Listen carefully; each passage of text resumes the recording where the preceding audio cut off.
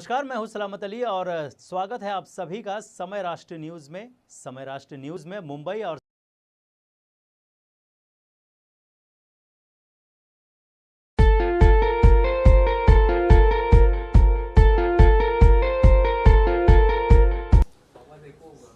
Six nine five जैसा कि अभी अभी श्याम जी ने भी बताया और हमने भी देखा, ये तीनों अंक वाकई हम सब के लिए बहुत पवित्र अंक बन गए हैं।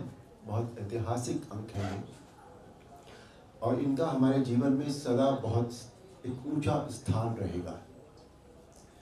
इन तीन अंकों से जो हमें प्राप्त हुआ, यानी रामलला का मंदिर, वो मंदिर हमारे लिए सदा एक प्रेरणा स्रोत की तरह रहेगा।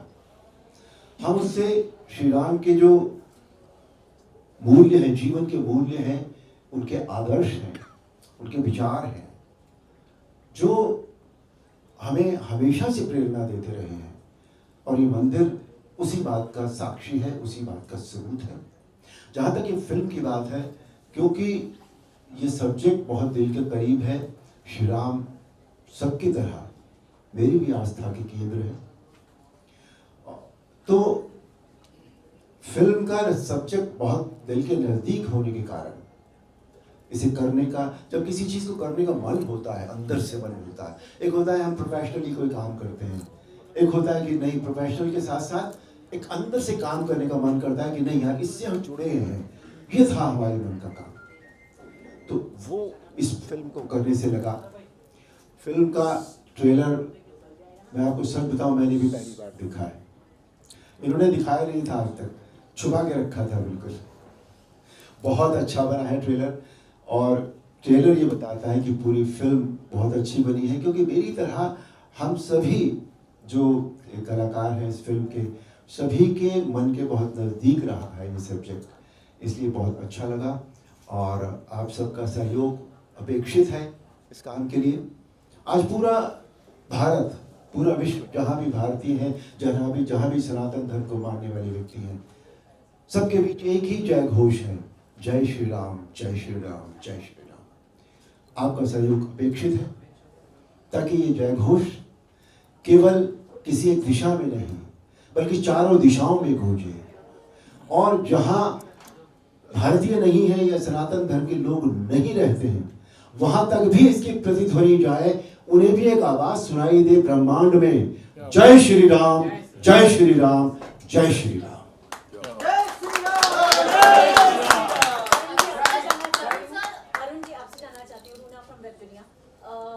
जब ये वाला रोल आप बहुत समय पहले जब आप निभाते हैं, अभी भी उतना ही प्यार, उतना ही सम्मान आपको मिलता है। उस समय इतनी जनजागृति नहीं थी इस विषय को लेकर। कभी उस समय कभी आपने सोचा था कि ऐसा भी समय आ सकता है, कलाकार के तौर पर भी, और आप तो खैर भगवान राम का रूप ही बन गए हैं। नहीं, ये जो आप इस बात को ठीक कह रही हैं कि ये जो एक जन जागृति हुई है, ये धीरे धीरे हुई है। कभी भी ऐसा नहीं था, कभी भी ऐसा नहीं था कि ये नहीं थी, और कभी भी ऐसा नहीं था कि ये इस तरह चरम पर थी, अपने उत्कर्ष पर थी। ये धीरे धीरे जन जागृति हुई है, और ये हुआ है राम मंदिर के कारण बेसिकली, क्योंकि राम मंदिर की लड़ाई जो लड़ी है सबने मिलकर, और इसके सबसे बड़े कर्णधार जो कहा जा सकता है, जिन्हें माना जा सकता है, जो हैं, इस सारे श्रेय का जो, इस सारे बात का जो श्रेय है, वो हमारे पीएम श्री नरेंद्र मोदी को दिया जाना चाहिए। उन्होंने इस मंदिर को बनाने के लिए जो साथियों के साथ जो लड़ाई लड़ी है, जो उन्होंने जो विल पावर जो की है कि नहीं, ये काम मुझे करना है, मैं इसे करके रहूंगा, उसकी वजह से ये सब काम हुआ है, और धीरे धीरे जन जागृति होती चली गई। दूसरी बात, 2 साल पहले, 2.5 साल पहले कोविड में रामायण का फिर से दिखाई गई, और उस वक्त इसने वर्ल्ड रिकॉर्ड भी बनाया, तो वहां से भी ये बात दोबारा से शुरू हुई। लेकिन बेसिस का मंदिर है इस जन जागृति का टोटली। पहले कभी ये नहीं सोचा था कि इस तरह की फिल्में बनेगी, क्योंकि ये हुआ नहीं था। इतने दिन से भी, जैसे पहला जो 6 तारीख जो है 695 का जो 6 है वो 1992 का है। उसके बाद 9 कब आया? 1919 में। आप देखिए 19 और 28 27 साल बाद, तो 27 साल में उस तरह की जन जागृति नहीं थी लोगों के मन में, तो था सदा, ये कभी गया नहीं।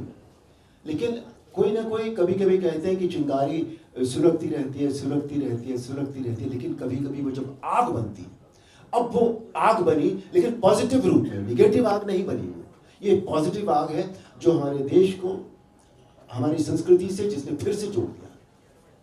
कहते हैं कि जब संस्कृति हमारे जीवन से निकल जाती है तो हम धराशायी हो जाते हैं।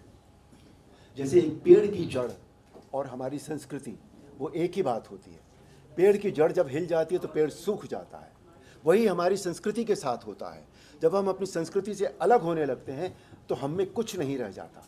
हम एक बार फिर अपनी संस्कृति से जुड़े हैं और इस बार ऐसे जुड़े हैं कि हम कभी इससे अलग नहीं होंगे। सर एक प्रश्न है, राम का जमाना पहले भी था, आज भी है और आगे भी रहेगा। जब आपका रामायण सीरियल आता तो मैंने देखा लोग भगवान का फोटो लगा के सारे काम छोड़ के लोग बैठ जाया करते थे। वही सेम दौर आज भी चला, मगर थोड़ा सा जन जागृति आया है और जो रोल आपने किया है, जो चरितार्थ किया आपने रोल में, वो शायद दूसरा कोई नहीं कर सकता, ना कर पाया। उसके बारे में और आज के बारे में क्या कहना चाहिए? और रणभूमि का उद्घाटन भी होने वाला है, आप जा रहे हैं। देखिए, जो आपने सवाल पूछा है उसका जवाब तो आपने खुद ही दे दिया है कि उस समय भी यही होता था, आज भी यही है। लेकिन आज जन जागृति बहुत ज़्यादा है और बहुत अच्छी बात है ये। जहाँ तक मेरी जो आपने तारीफ़ की है उसके लिए बहुत बहुत शुक्रिया मैं कहना चाहूँगा। और मैं ये भी कहना चाहूँगा कि ये इतनी तारीफ़ इतने साल बाद 87 में रामायण रिलीज़ हुई थी, आज 2024 कितने साल हो गए, उसके बाद भी आज उसी रामायण की बात होती है, आज उसी अरुण गोविल की बात होती है। तो ये अरुण गोविल का काम नहीं है, ये उसका काम है। वो चाहता था कि कोई एक व्यक्ति करे और उसने मुझे ये काम दे दिया।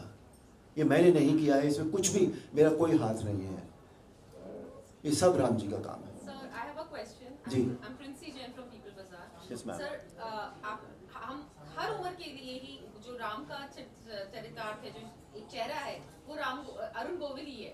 मेरे 10 साल के बच्चे के लिए भी वही है। So it is that impactful. What was your first reaction जब आपको ये पहली बार रोल ऑफर करा था, या जब उस समय आपको बताया गया था that you have to do this? Sorry, I'm taking you back in those years, but I really want to know. मैंने जैसा अभी कहा, ये डेस्टिन्ड था हाँ जी, मेरे लिए, हाँ जी, इसलिए कि मैं रामानंद सागर साहब के साथ पहले भी काम कर रहा था। रामायण से पहले मैंने उनके साथ एक फिल्म भी की थी और एक सीरियल किया था, विक्रम और बेताल, वेयर आई प्लेड विक्रम। सो जब ये पता लगा कि रामायण वो बनाने जा रहे हैं, तो मेरे मन में ये आया था कि मैं भगवान राम का चरित्र करूं। तो मैं चला गया उनके पास, मैंने कहा मुझे भगवान राम का चरित्र करना है। तो वो छोटा पतला चश्मा लगाते थे, बिल्कुल ऐसे ऐसे मुझे देखा 2-3 बार ऊपर से नीचे। ठीक है, जब समय आएगा तब बताएंगे आप। समय आया, उन्होंने मेरा ऑडिशन दिया और मुझे आउटराइट रिजेक्ट कर दिया गया, आउटराइट। मुझे ये कहा गया कि तुम भरत का रोल कर लो, लक्ष्मण का रोल कर लो, ये रोल भी बहुत अच्छे हैं। पर मेरे दिमाग में मैं रोल नहीं करना था मुझे रामायण में कोई भी, मुझे श्री राम का चरित्र करना था, जो मैंने उनसे कहा।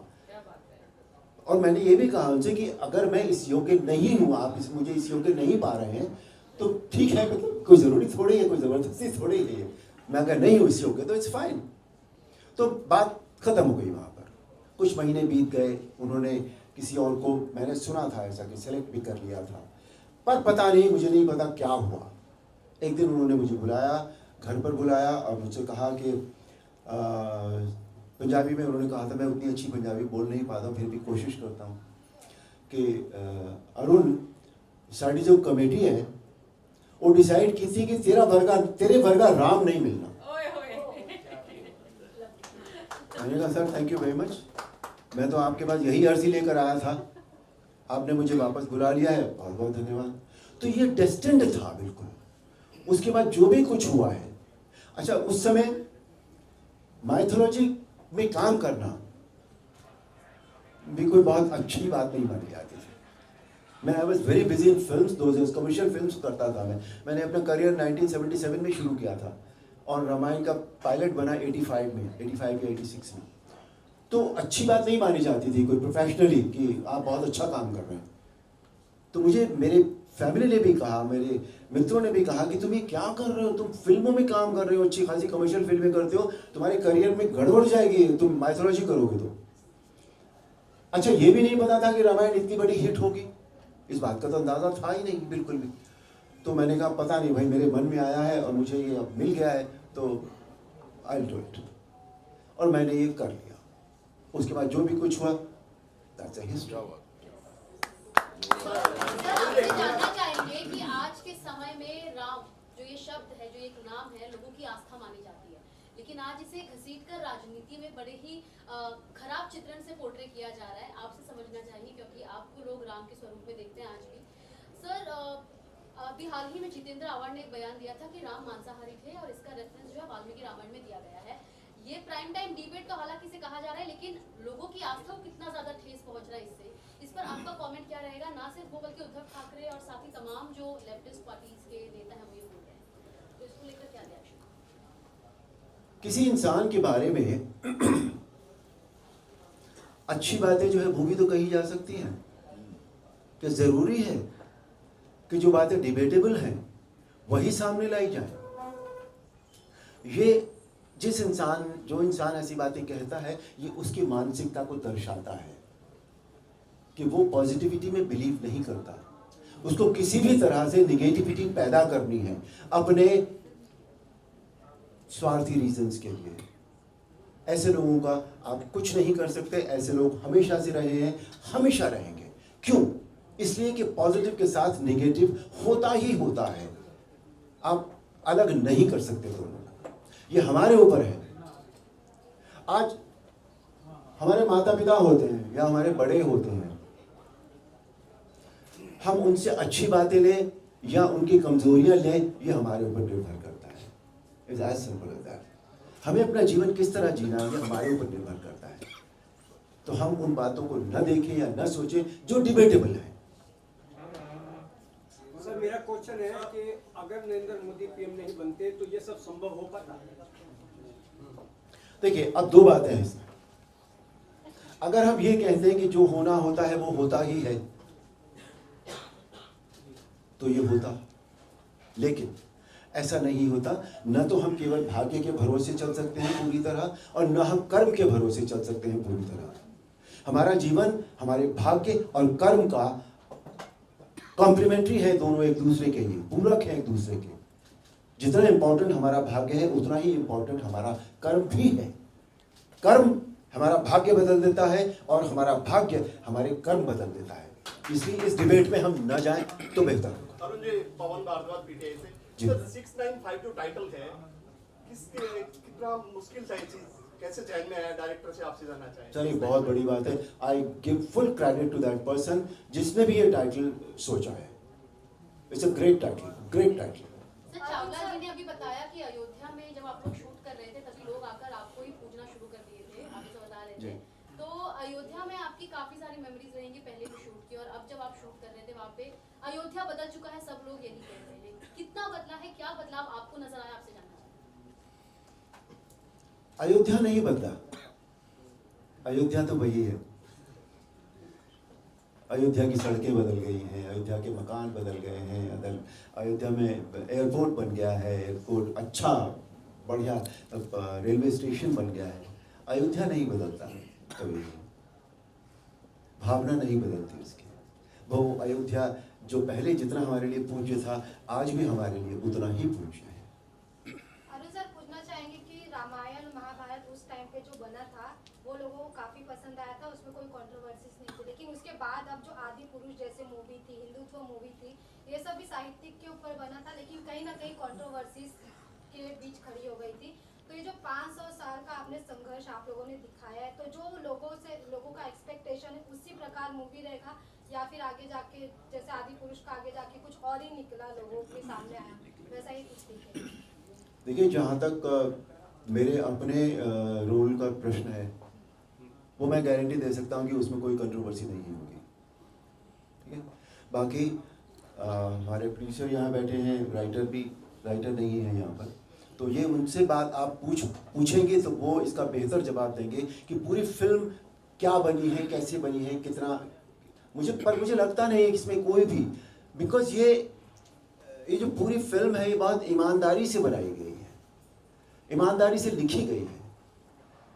क्योंकि मैंने बाकी लोगों के भी जो स्क्रीन पे थे वो मैंने पढ़ा है, स्क्रिप्ट पढ़ी थी मैंने, और मुझे उसमें ऐसा कुछ भी नहीं लगा कि जो कल को कंट्रोवर्सी पैदा करेगा। सर अरुण जी, अगर ये हर चीज को राजनीतिक मुद्दा दे दिया जाता है, एक साफ सुथरी मूवी है, राम के ऊपर फिल्म है, लेकिन आपको लगता है कि आज से इसकी राजनीति चालू हो जाएगी, लोग विपक्ष वाले कुछ बोलना शुरू कर देंगे? बोल ही रहे हैं सर, नहीं बोलेंगे तो कैसे चलेगा? मैंने अभी तो बताया,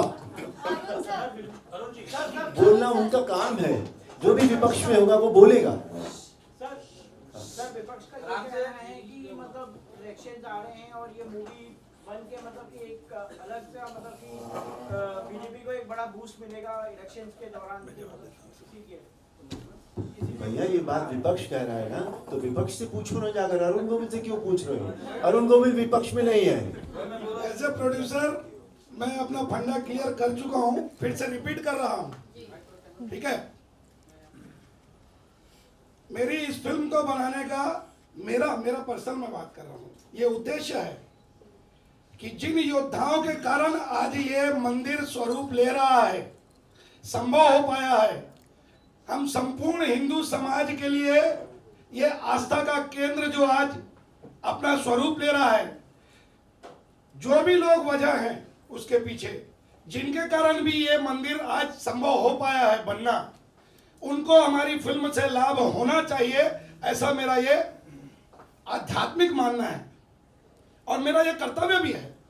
इस विधा के माध्यम से कई प्रकार की अजीब सी फिल्में आपके हमारे बच्चों के साथ बैठ के हम देख नहीं सकते, ऐसी फिल्में भी तो परोस रहे हैं लोग, उनका विरोध क्यों नहीं करते यार? अभी गई है 1-2 फिल्में सर, अभी मैं तो मेरे परिवार के साथ नहीं देख पाया उन फिल्मों को, बावजूद उसके वो बहुत बड़ा बिजनेस करती हैं। इसमें कहीं ना कहीं हम उस चीज की बिल्कुल परवाह नहीं कर रहे हैं। मैं ऐसे ईश्वर से प्रार्थना करता हूं और मैं ये संकल्प किया हूं कि उन लोगों को बिल्कुल लाभ मिलना चाहिए हमारी इस फिल्म के माध्यम से। हम अपनी क्षमता अनुसार जितना भी कार्य को किए हैं। चाचा जी, ये बताइए कि जब आप अयोध्या पर पिक्चर बना रहे हैं, राम मंदिर को लेकर मूवी बना रहे हैं, आगे चलकर ज्ञानव्यापी और मथुरा को लेकर भी मूवी बनाएंगे? समय के साथ सब बताएंगे, लेकिन शॉर्ट में बता देता हूँ, 2026 में पश्चिम बंगाल चुनाव के पहले रोहिंग्या घुसपैठ एनआरसी पे भी मेरा काम चल रहा है। अभी आपने रिलीज तैयारी पूरी बन चुकी है, तो सोने पे सुहागा कहेंगे आपने इसी टाइम में क्यों रिलीज किया? इससे पहले 3 साल पहले की मेरी कल्पना है, आपको ये वातावरण आज दिख रहा है। मैं 2026 की भी कल्पना अभी से करके बता दिया हूँ आपको। लेकिन सुर्खियों में तो आज ही आई है, पहली बार देखा। समय होता है ना, हर चीज का समय लगता है, कोई अच्छे काम को करने में, है ना, एक बड़े काम को करने में। ऐसे महापुरुषों से मिलने में मुझे 1.5-2 साल लग गए भाई साहब। उसके बाद तो फिर साल भर में लगभग सबके सहयोग से आज हम इस काम को। एक मिनट, आप क्या कहना चाह रहे हैं? नहीं मतलब मैं ये बताना चाह रहा हूँ कि मेरा सौभाग्य, मुझे बहुत समय लगा पहुंचने में भाई। रियल लोकेशन क्या क्या लिया आपने? अयोध्या में लगभग सभी जगह, जहाँ तक नहीं। फिल्म का नाम ऐसे रखा है, तो क्या उसे सिर्फ एक कार्मिक तरीके से रिप्रेजेंट किया गया है फिल्म के अंदर? 6 इवेंट्स ऑफ 6 दिसंबर सिर्फ इवेंट्स से एक अच्छा सेंसिटिव सब्जेक्ट, सेंसिटिव फिल्म नहीं बनती है। उसको करने के लिए दिल लगाना पड़ता है, उसमें मन लगाना पड़ता है, उसे अपनी आत्मा से बनाना पड़ता है। स्पेशली इस तरह का सब्जेक्ट जो हमसे इतनी बुरी तरह जुड़ा हुआ है, हमारी रग रग से जुड़ा हुआ है ये सब्जेक्ट। तो इसलिए सिर्फ कर्म काफ़ी नहीं है, इसमें आपको हृदय लगाना पड़ेगा, और जो हमारे राइटर ने, डायरेक्टर्स ने लगाया है इसमें। सबसे पहली बात तो हमारे प्रोड्यूसर ने लगाया है उसमें अपना पूरा दिल, जो उन्होंने सोचा ही है। ये टाइटल जो निकला ना अपने आप में, वो ही ये बताता है कि ये सिर्फ कार्मिक नहीं है।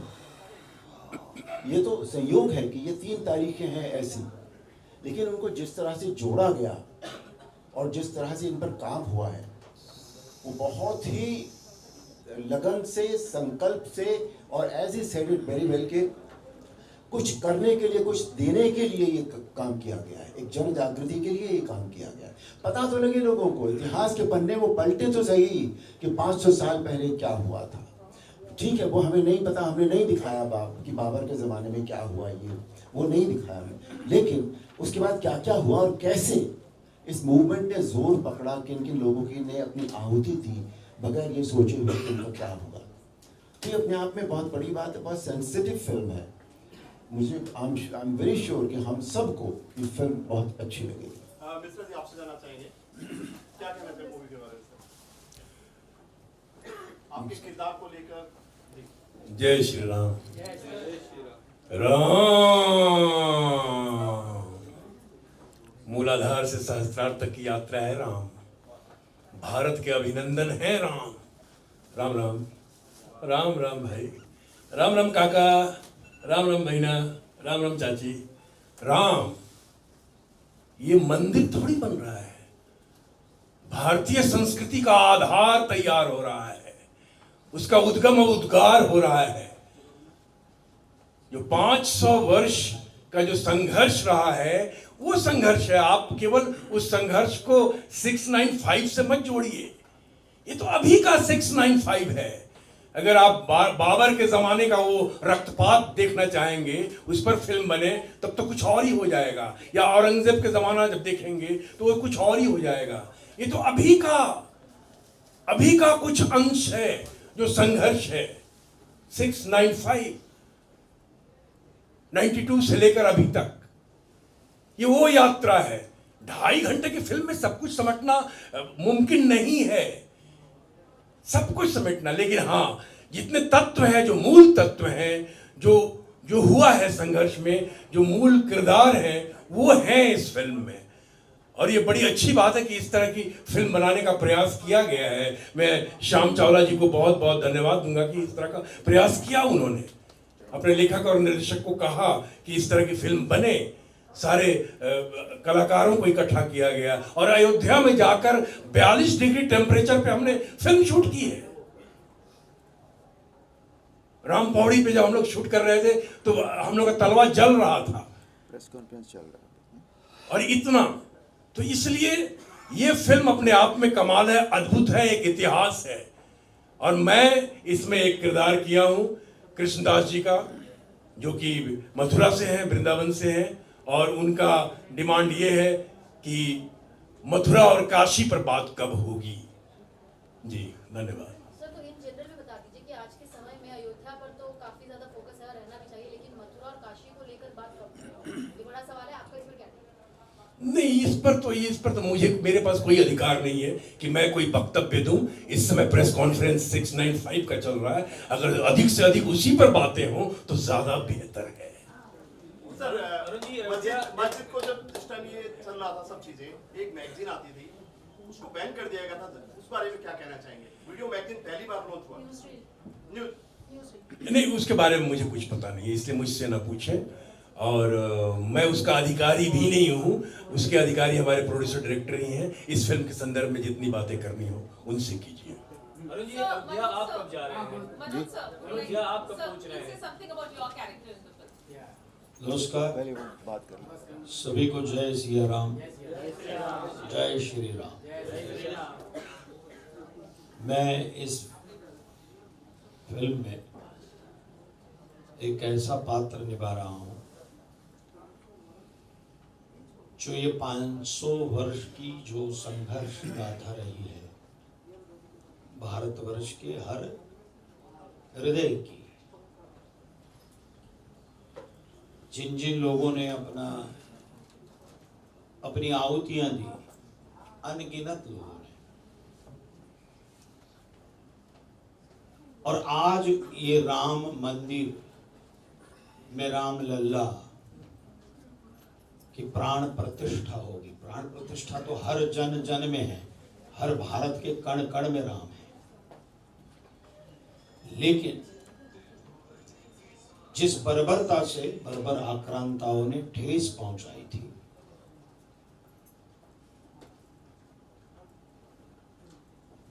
उसको न्याय मंदिर में भी न्याय मिला और जो हमारे हृदय में है वो मूर्तिमंत हमें दिखाई देंगे।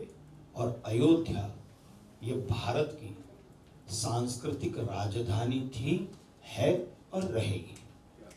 मैं एक बात बताता हूं, मैं जो पात्र निभा रहा हूं वो इस संघर्ष को न्याय मंदिर में जिन्होंने वाचा दी और जिन्होंने, जो लोग कहते थे कि राम काल्पनिक है, रामायण काल्पनिक है, राम सेतु काल्पनिक है, वो लोग खुद को झांके कि कहीं वो तो काल्पनिक नहीं हो रहे हैं। तो इस संघर्ष को और न्याय मंदिर में इसको वाचा देने वाले वकील का किरदार मैं कर रहा हूं, जिन्होंने इस संघर्ष के अंतिम कलश की रचना की और न्याय मंदिर में इसका मार्ग जो है वो प्रशस्त किया, राम मंदिर बनने का, वो पात्र मैं निभा रहा हूं। और एक बात मैं कहना चाहता हूं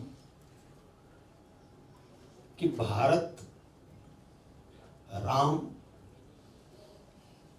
राम इस देश की आस्था है, राम भारत की श्रद्धा है और हमारी श्रद्धा और आस्था को कितना भी कोई मिटाना चाहे नहीं मिटा सकता। देखिए, राम ये शब्द इतना अद्भुत है, अक्षर 2 है, लेकिन हम कहीं भी कोई भी चीज हमें अच्छी लगती है और कोई व्यक्ति अच्छा वर्तन करता है तो हम निश्चित रूप से कहते हैं कि ये राम जैसा है। और किसी चीज में हमें कभी भी अपवित्रता दिखाई देती है तो हम निश्चित रूप से कहते हैं कि इस चीज में कोई राम नहीं है। और कहीं भी कोई चीज में यदि कोई अद्भुत बात हो तो कहते हैं कि इसमें राम है। और रामायण और प्रभु रामचंद्र का चरित्र हमें यह सिखाता है कि पिता कैसा होना चाहिए, भाई कैसा होना चाहिए, बंधुत्व कैसा होना चाहिए और मित्रत्व कैसा होना चाहिए, मित्र कैसा होना चाहिए और शत्रु से भी व्यवहार कैसे करना चाहिए। यह हमें प्रभु राम का चरित्र सिखाता है। तो मुझे ऐसा लगता है कि ये जो 695 है, ये सारी चीजों को, जो हर भारत के हृदय में बसी हुई चीजें हैं, उसे वाचा देने वाली ये 6, 9, 5 जो है वो एक अद्भुत तरीके से, क्योंकि लोग इसे दिल से देखेंगे, हृदय से देखेंगे। और जिन्होंने 80 के दशक से या जो भी बुजुर्ग हैं उन्होंने जो भी संघर्ष दिखाया था वो भी अपने आप को दिल से देखेंगे, चित्त से देखेंगे और दृष्टि से भी देखेंगे।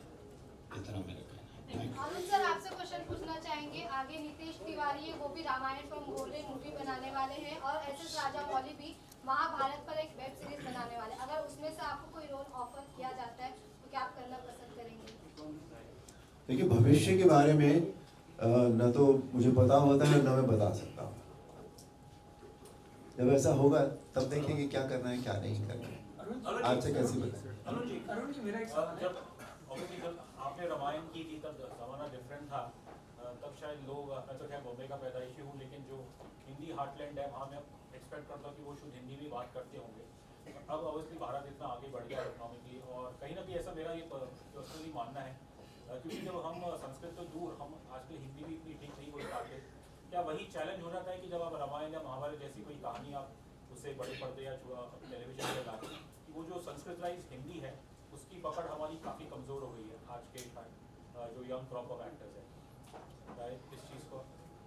नहीं, उससे कहने क्या चाह रहे हैं आप? अगर पकड़ कमजोर हो गई तो क्या हुआ? इसलिए फिर जब हम करते हैं अडेप्टेशन रामायण का मॉडर्न हाँ। तो वो शायद इतना टोन कनेक्ट नहीं होती है जो भाषा का इस्तेमाल होता है। जैसे आदिपुरुष आई नहीं, तो अगर ऐसा है तो आप ऐसे एक्टर्स लीजिए ना जिनकी हिंदी अच्छी हो।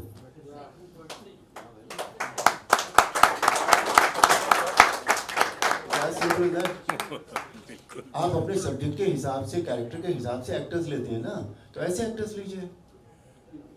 सर मेरा क्वेश्चन है कि बोलिए। आपने श्री राम का किरदार किया, वो आज तक लोगों को याद है। आपके बाद बहुत सारे आर्टिस्ट ने ये किरदार निभाया, लेकिन कब उनका ये आया रोल कब चला गया, और आपको लोग आज भी याद करते हैं। आप कहीं जाते हैं तो वहाँ पर आपका बहुत सम्मान होता है, तो क्या हो गया है? क्या आज एक्टर अच्छे नहीं है या राइटर अच्छे नहीं है? पता नहीं सर, मैं तो ये कह सकता हूँ कि मेरे ऊपर राम जी ने कृपा कर दी।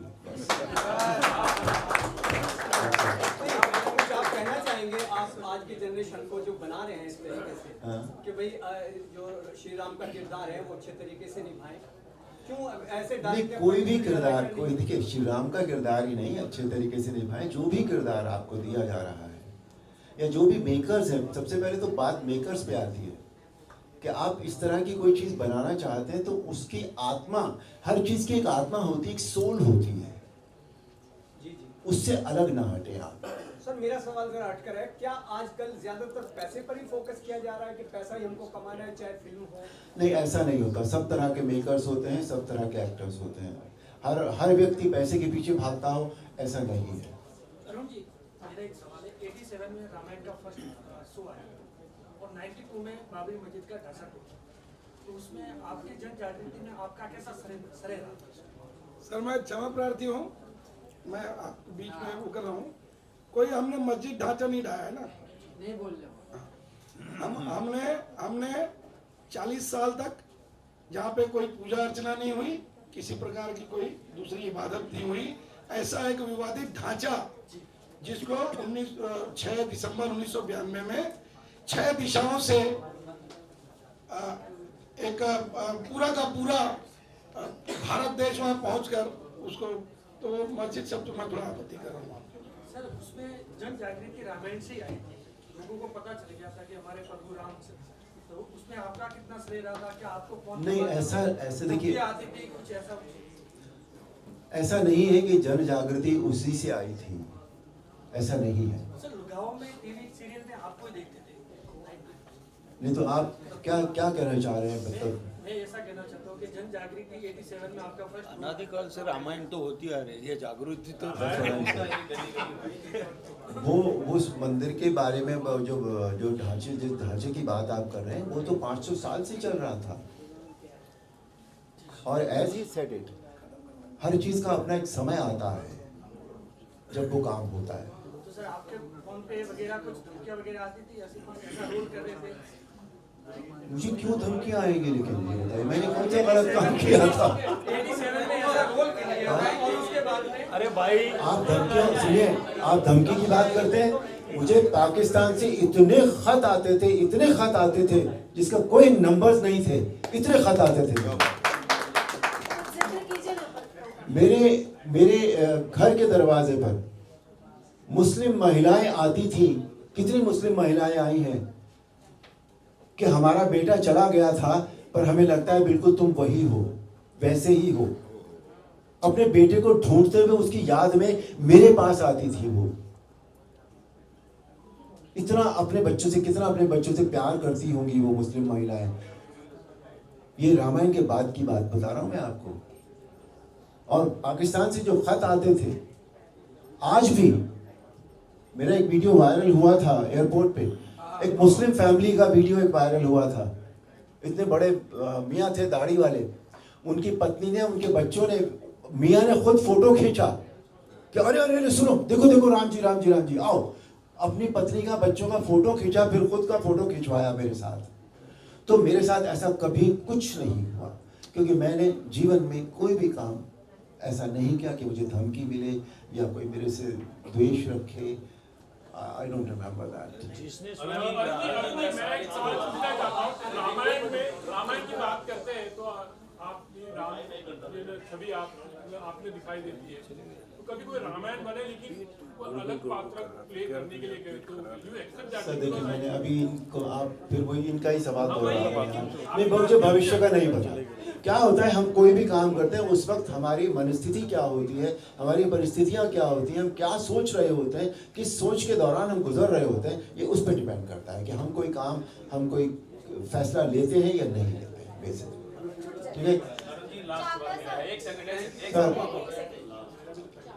ठीक है आप दर्शन के रेफरेंस में पूछ रहे हैं? जो तैयारियां चल रही हैं, जो हर्डल समारोह का, कब आप पहुंच रहे हैं, कितने दिन पहुंच रहे हैं, आपकी किस तरह की तैयारियां की? देखिए, मैं जो दर्शन का समय है, मैं उससे पहले भी अयोध्या जा रहा हूँ, किसी और काम के लिए जा रहा हूँ। लेकिन जहाँ तक दर्शन का ताल्लुक है, मैं या तो 21 की शाम को वहाँ पहुँचूंगा या 22 की सुबह पहुँचूंगा। सर आपसे कुछ लास्ट क्वेश्चन, आप समझना चाहेंगे ये मूवी रिलीज होने के बाद कई सारे पॉलिटिकल पार्टीज की भी आवाजें उठेगी, क्योंकि उनका भी मुद्दा उसमें डाला होगा, और कई और जो अलग अलग रिलीजन है, जैसे कि जिनके बारे में बताया गया है, उनकी भी आवाजें उठेगी, तो वो चीज के लिए आप कितना नहीं, हमने बहुत ज्यादा कड़वाहट नहीं ली है। हम हिंदू समाज के, हम सनातनी लोग हैं, है ना। तो हमने मतलब क्या, एक दो फिल्में पहले आई उसमें, लेकिन क्या पब्लिक भी ज्यादा ओवरडोज है, तो हमने अपना जो पक्ष है, हमारे साधु संतों ने जो अपना इस पे संघर्ष किया, उस पे ज्यादा हमने फोकस किया है।